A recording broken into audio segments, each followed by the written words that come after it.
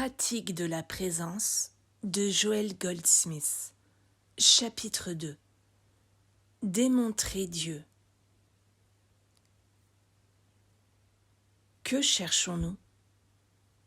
Est-ce Dieu que nous cherchons ou bien quelque chose de Dieu? Dès lors que nous cherchons une maison ou une compagnie, des ressources ou un emploi, ou bien une guérison, nous cherchons mal. Tant que nous n'avons pas Dieu, nous n'avons rien.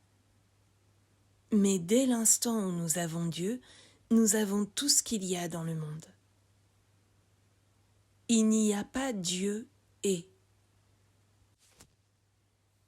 Sur le plan spirituel, chercher des ressources, la santé ou la compagnie est une impossibilité. Car spirituellement, il n'y a pas de telle chose. Spirituellement, il n'y a que Dieu. Mais en atteignant Dieu, nous atteignons tout ce que Dieu est, c'est-à-dire Dieu apparaissant en tant que toute forme.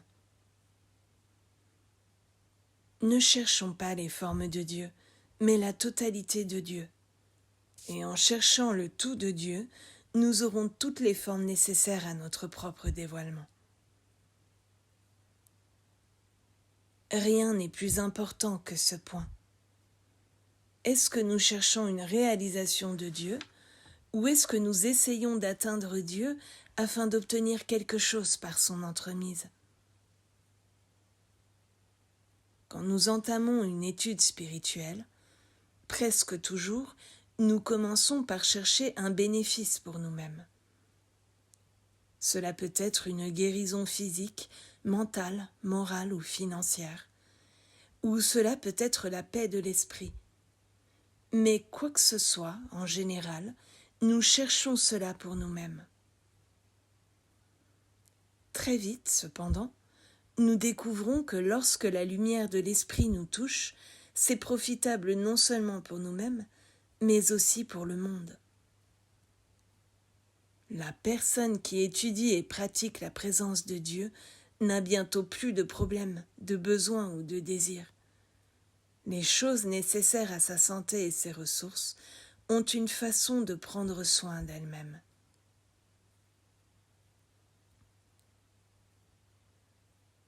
Dieu accomplit sa vie en tant que notre vie. Dieu est vie individuelle. Dieu accomplit sa vie en tant que ce qui paraît être la forme de notre vie.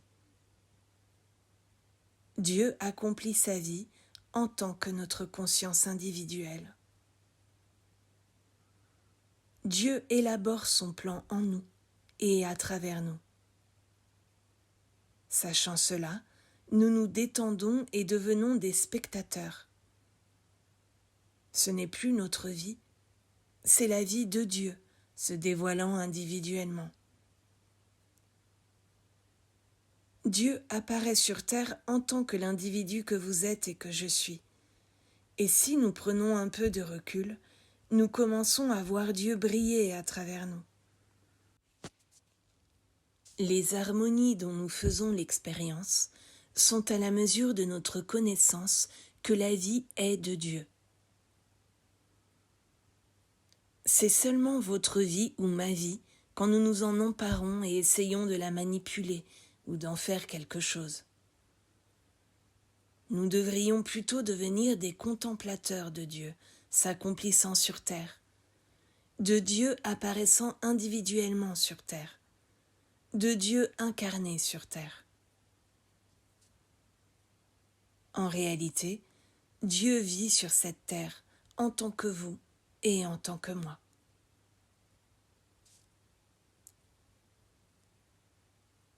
Quand nous ne désirons que l'expérience Dieu, le ciel lui-même s'ouvrira et se répandra à nos pieds sous toutes sortes de formes de bien. Soyons dans l'attente d'une expérience Christ, d'une expérience Dieu, dans l'attente d'une certaine impulsion spirituelle ressentie en nous. Cela est la démonstration que nous cherchons. Se débarrasser d'une maladie trouver un emploi ou une compagnie n'a rien à voir avec un enseignement spirituel. Dans un enseignement spirituel, notre désir est purement de pouvoir connaître Dieu, car nous savons que bien le connaître est vie éternelle. Lorsque nous avons la vie éternelle, nous avons tout, parce que la vie éternelle inclut la santé, l'harmonie, l'intégrité, la vitalité, la jeunesse et l'abondance. Ce serait une impossibilité d'être dans la présence divine et de constater que toutes les formes d'harmonie manquent à notre expérience. Car je suis venu afin qu'ils aient la vie et qu'ils l'aient plus abondante. Comment serait-il possible d'avoir la présence de ce je, la présence de ce Dieu, mais pas la vie et une vie plus abondante? Chercher des gens, des lieux ou des conditions, ce serait chercher en dehors du royaume de Dieu. Là, il y a des problèmes. Beaucoup de personnes furent anéanties par les choses mêmes qu'elles avaient consacré leur vie à chercher. Mais nul ne fut jamais anéanti en cherchant et en trouvant Dieu. Chercher Dieu mène à la réalisation, à l'expérience véritable de Dieu. Le Maître savait bien que dans cette expérience, nous avons tout, parce qu'il a dit « Votre Père sait que vous avez besoin de ces choses, car c'est le bon plaisir de votre Père de vous donner le royaume. » Pour comprendre toute la signification de l'affirmation du Maître, il nous faut comprendre la nature de Dieu. On nous a sans doute enseigné à tous, depuis l'enfance, qu'il y a un Dieu, mais peu d'entre nous savent ce que Dieu est. Si nous pouvions mettre de côté tous les livres, y compris la Bible, et vivre avec une seule question à l'esprit, qu'est-ce que Dieu? En méditant nuit et jour sur cette question, finalement, Dieu soi-même nous révélerait la réponse. Il nous faudrait cependant faire cela avec un esprit entièrement libre de tout concept de Dieu, et commencer comme si nous étions complètement seuls avec Dieu. Nous n'accepterions pas l'opinion de quelqu'un d'autre, ou l'expérience de qui que ce soit d'autre. Nous aurions notre propre expérience avec Dieu. Si nous pouvions faire cela, nous constaterions que tôt ou tard, Dieu se révélerait à nous de façon si incontestable que plus jamais nous n'aurions le moindre doute sur ce que Dieu est ou sur la manière de prier. Il y a eu et il y a des hommes qui ont connu Dieu face à face. Nous pouvons être certains de l'authenticité de leur connaissance par les fruits de leur enseignement. Jean fut l'un d'eux, et pour Jean, la nature de Dieu était amour. Nous pourrions prendre le mot amour et voir si nous parvenons à appréhender le sens de ce mot et sa façon d'opérer, même à notre niveau de compréhension.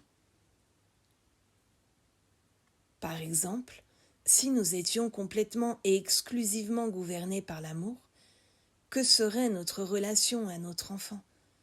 Et que serait notre conduite envers cet enfant? Trouverions-nous dans cet amour une quelconque trace de désir de le blesser ou de le faire souffrir d'une façon ou d'une autre? Trouverions-nous dans notre conscience un quelconque désir de le mettre en prison comme châtiment pour ses erreurs, ou de l'emprisonner dans un corps malade ou un esprit malade? Trouverions-nous au-dedans de nous le moindre désir de punition ou de vengeance? Non. Dans l'amour, il y a rectification et discipline, mais pas de punition. Il n'y a privation d'aucun bien. En réfléchissant sur cela, nous obtiendrons un concept totalement nouveau de Dieu et commencerons à comprendre le secret de la vie spirituelle. Tant que nous nous accrochons à un Dieu qui peut nous donner quoi que ce soit, même de bon, nous n'avons pas encore compris la nature véritable de Dieu. Dieu n'a rien à nous donner.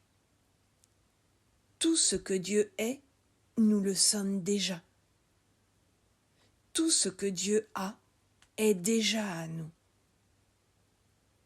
Nous pouvons en faire l'expérience en nous libérant de la crainte au sujet de ce que nous aurons ou n'aurons pas demain.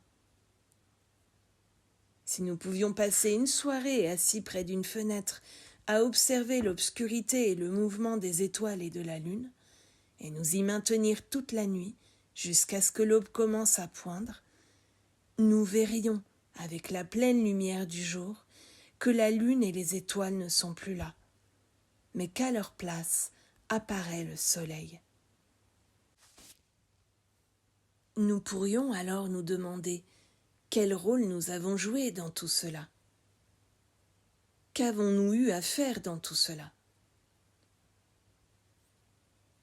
Si nous pouvions observer les arbres et les fleurs quand les bourgeons se forment, puis quand ils sont épanouis, et nous demander encore quel rôle nous y avons joué, si nous l'avons gagné ou mérité, ou si nous en avons été dignes, nous découvrirons vite que Dieu nous a offert toutes ces splendeurs, sans qu'il soit question de notre mérite ou de notre absence de mérite. Dieu est intelligence infinie, sagesse infinie et compréhension infinie. Nous n'avons jamais besoin de dire à Dieu quoi que ce soit ou de demander à Dieu quoi que ce soit, sauf peut-être plus de lumière, plus de compréhension ou une plus grande vision. C'est la tâche de Dieu de gouverner sa création, de la maintenir et de l'entretenir. Il fait tout cela sans aucune aide de l'homme.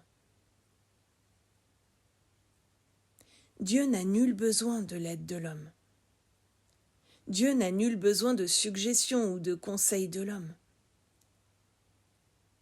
Nous ne sommes gouvernés par Dieu que dans la mesure où nous comprenons cela et où nous nous confions à la garde de Dieu.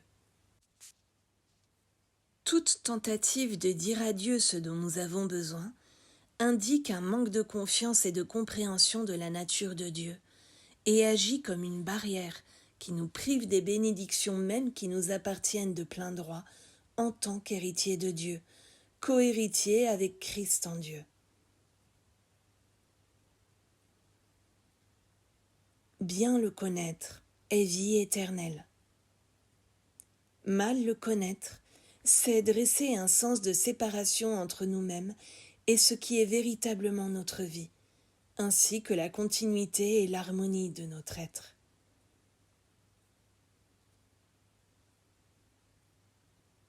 Il nous faut comprendre que la nature de Dieu est accomplissement. Cela nous ôte toute possibilité de penser que Dieu est ce dont nous allons obtenir quelque chose. Dieu est accomplissement. Dieu s'accomplit exactement comme le soleil qui, lui, répand sa chaleur et sa lumière, s'accomplit en tant que soleil. Nous ne prions pas le soleil d'envoyer plus de lumière ou de donner plus de chaleur. Si nous devions prononcer une prière quelconque au soleil, notre prière serait une réalisation intérieure qu'il est. Le soleil brille. Le soleil est chaleur. Le soleil est lumière.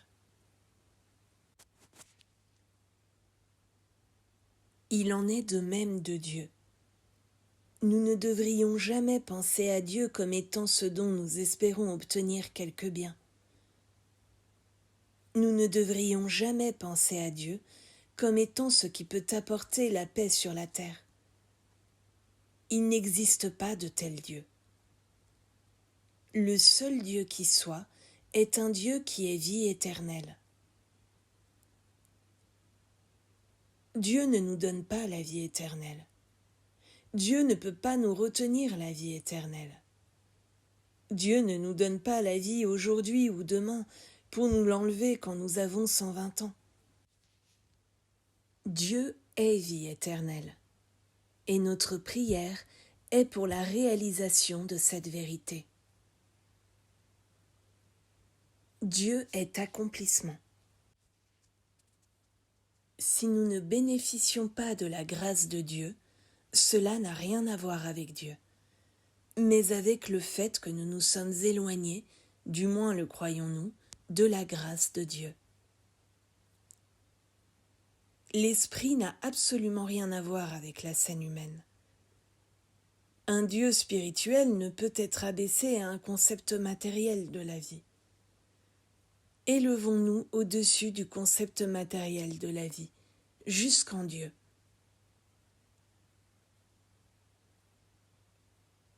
Chercher Dieu sans objectif est le pas ultime de la réalisation spirituelle. Pour parvenir à cette réalisation, il nous faut arriver à ce lieu dans la conscience où notre cœur et notre âme tout entier désirent ardemment Dieu, et seulement Dieu, plutôt que n'importe quelle autre forme de bien, d'harmonie, de guérison ou de paix qui pourrait venir à nous. Dans cet état d'abandon de nous-mêmes, nous pouvons dire « Je ne cherche que toi. Il faut que je te connaisse, car bien te connaître est vie éternelle. Permets-moi d'avoir ma vie, mon mouvement et mon être en toi, avec toi, et je pourrai accepter tout ce qu'il adviendra. Peu importe alors que j'ai un corps ou que je n'en ai pas, et que je sois en bonne ou en mauvaise santé.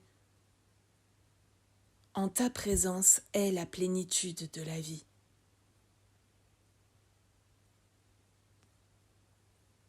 Quand la conscience s'élève jusqu'à ce lieu de dévotion où Dieu est Dieu pour nous, uniquement pour l'amour de Dieu, nous atteignons alors la voie infinie de la vie. Dans la voie infinie, la vie ne connaît aucune limitation. Il n'y a plus aucune inquiétude quant au fait d'être riche ou pauvre, malade ou en bonne santé. Notre seul but dans la vie est de bien le connaître, de nous trouver face à face avec Dieu, d'être à même de communier consciemment avec Dieu. Cela est une joie plus grande qu'aucune joie jamais connue par l'homme de la terre, quel que soit le nombre de millions qu'il a pu acquérir ou d'honneurs qui ont pu lui être conférés. Aucune de ces choses n'égale la joie, la paix et l'harmonie éternelle et infinie expérimentée par la personne qui connaît Dieu.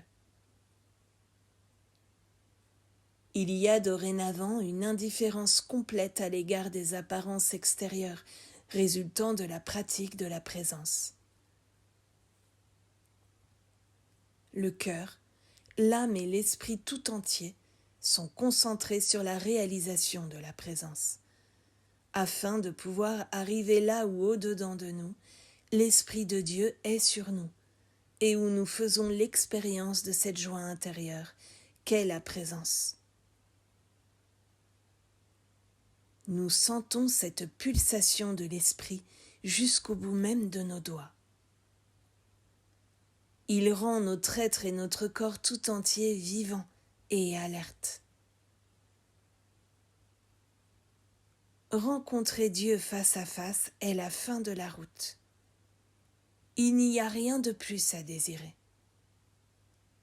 Quand nous arrivons à ce point, nous savons exactement ce que Paul voulait dire par ces mots. Je vis, mais non pas moi. C'est Christ qui vit en moi. C'est presque comme si nous regardions par-dessus notre épaule et observions le Christ travailler en nous, à travers nous et pour nous. Il marche devant nous. Si des ressources sont nécessaires, il y pourvoit. Si un déplacement est nécessaire, il y pourvoit. Nous n'avons jamais besoin de nous inquiéter pour ces choses. Tout ce que nous avons à faire est de continuer notre vie de contemplation. Et nous constaterons alors que dans nos affaires, notre profession, nos travaux artistiques, nous aurons un plus grand discernement, une aptitude plus grande, une meilleure santé, davantage d'inspiration, de joie et de rémunération. Néanmoins, nous ne prierons pas pour obtenir ces résultats. Ils s'écouleront de leur plein gré, exactement comme le soleil se lève le matin et se couche le soir, sans aucun effort conscient de la part de qui que ce soit. La seule chose nécessaire est d'attendre assez longtemps, et le soleil se lèvera demain matin et se couchera de nouveau le soir. Nous n'y serons pour rien. Nous n'aurons simplement qu'à le contempler et le suivre des yeux. Nous n'aurons pas eu besoin de prier Dieu pour cela, et nous n'aurons pas eu à reconnaître la vérité à ce sujet. Il en est ainsi pour nous. Nous apprenons à ne pas essayer mentalement de manipuler notre vie, dans l'espoir qu'en affirmant une certaine vérité, nous introduirons quelque chose de bon dans notre expérience. La vie devient totalement joyeuse, car de même que nous n'avons pas besoin de nous inquiéter au sujet du mouvement du soleil, de la lune ou des étoiles, de même, nous n'avons pas à sentir peser sur nous une quelconque responsabilité concernant nos ressources ou notre santé. Toutes ces choses sont l'affaire de la grâce de Dieu.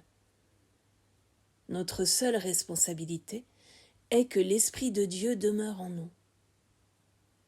À un moment ou à un autre, il nous faut commencer à passer de l'état d'homme, dont le souffle est dans ses narines, qui ne peut plaire à Dieu et n'est pas sous la loi de Dieu, à l'état d'enfant de Dieu.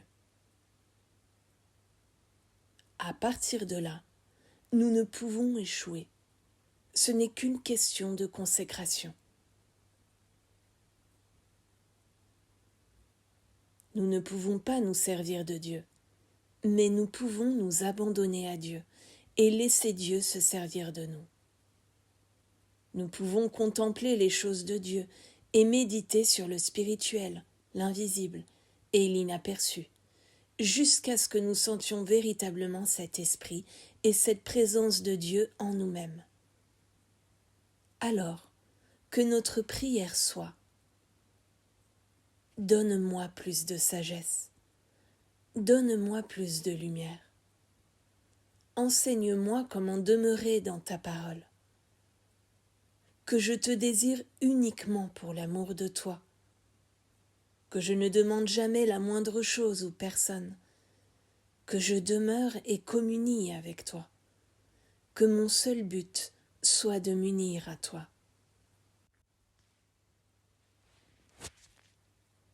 Un contact occasionnel avec Dieu, comme le grain de vérité proverbiale, fera des merveilles. Mais ne nous attendons pas à une existence spirituelle complète et parfaite si de temps en temps seulement nous nous souvenons de nous tourner vers Dieu ou de consacrer quelques heures à l'étude des livres spirituels. Pour que la vie soit une expérience permanente de bien, il faut prier sans cesse.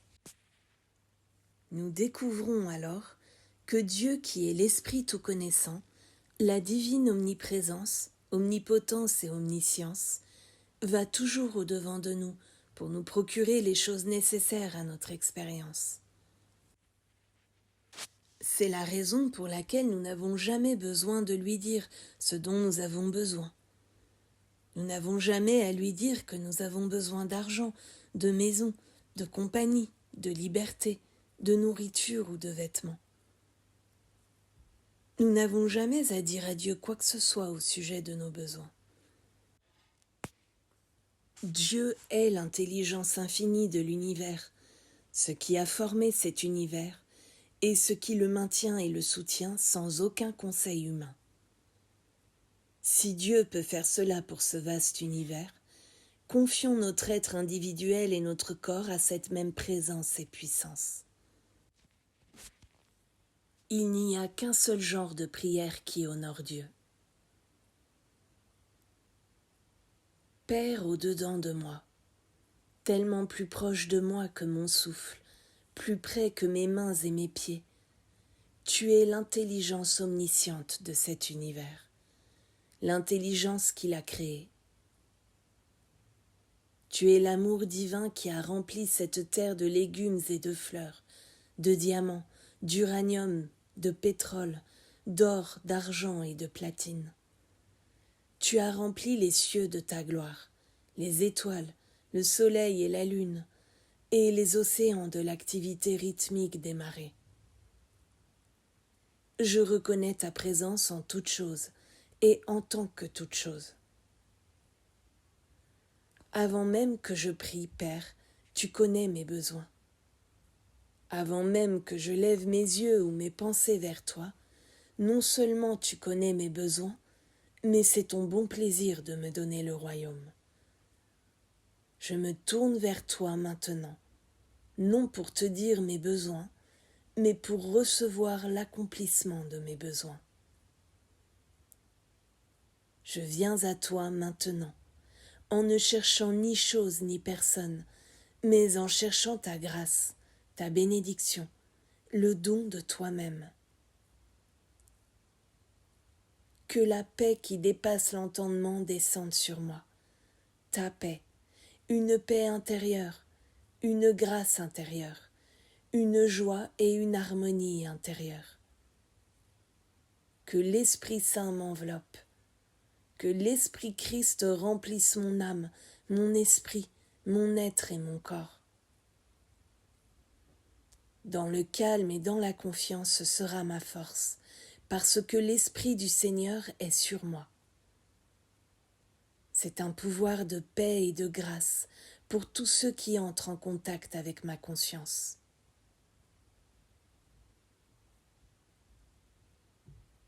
Allons à Dieu pour la joie de faire l'expérience de Dieu, et voyons alors ce que fait Dieu. En cet instant, nous pouvons commencer à faire un pas en avant important, celui de renoncer au désir. Il nous faut renoncer au désir d'une quelconque forme de bien. À partir d'aujourd'hui, un seul désir nous est permis, celui de faire l'expérience de Dieu. Nous devons démontrer Dieu, pas des personnes, des choses ou des conditions. Cela est vraiment le principe cardinal de la voie infinie entière. La voie infinie nous enseigne que nous avons le droit de démontrer l'Esprit de Dieu, le droit de démontrer la réalisation de Dieu.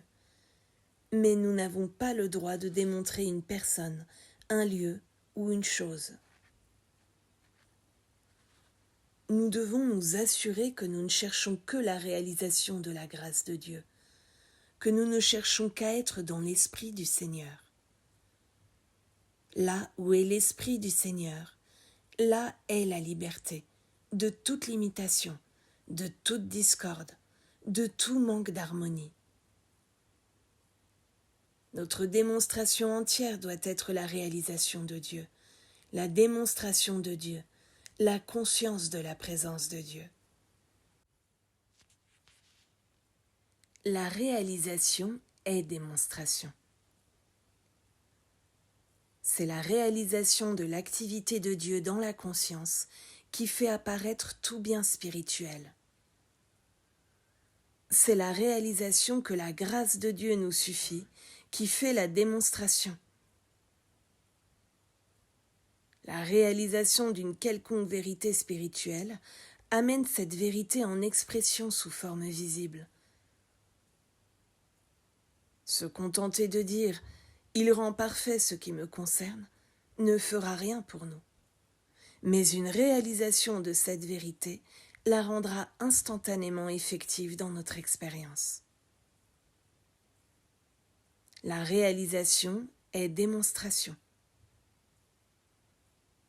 Mais il faut que ce soit une réalisation du royaume de Dieu, une réalisation de l'activité de Dieu, une réalisation de l'Esprit de Dieu, une réalisation que Dieu est le seul pouvoir, une réalisation que Dieu est l'unique substance, une réalisation que Dieu est la seule cause, une réalisation que Dieu est tout en tout. La réalisation de Dieu est démonstration.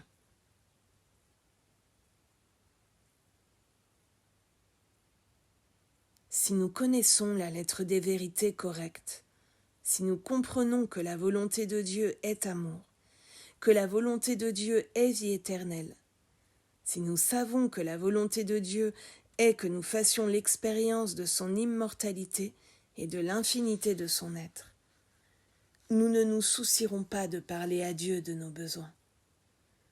Tout ce que nous ferons est de vivre en essayant constamment de réaliser Dieu de plus en plus, d'avoir une réalisation de plus en plus profonde de Dieu, de ce Dieu qui est notre être même. La joie de communier avec Dieu suffit. Père, tout ce que je désire est ma relation avec toi, ma réalisation consciente du Christ. Non pour une quelconque raison, mais simplement pour la joie d'être assis là avec le Christ. Christ vit ma vie. Dès que j'ai le Christ, je n'ai plus de vie à moi à vivre. La responsabilité repose sur ses épaules. Désormais, tout ce que j'ai à faire est de le suivre là où il me mène, dans les verts pâturages, le long des eaux tranquilles.